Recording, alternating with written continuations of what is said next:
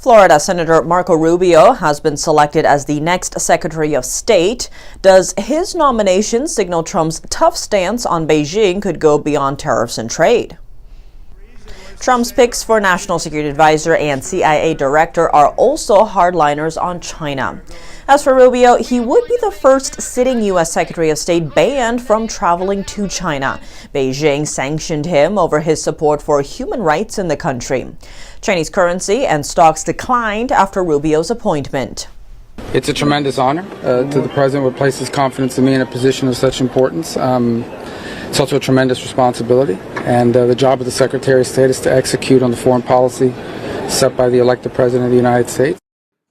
President Biden has called China the most serious competitor to the U.S., but the term competitor carries a different weight than strategic rival.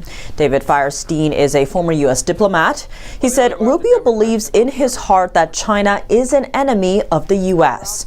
Firestein also added that Rubio's belief will color everything he does with respect to China. As the incoming top diplomat, Rubio would help carry out, not set, Trump's foreign policy. But he has the president's ear on major foreign policy issues. The son of a Cuban immigrant, Rubio is firmly against communism.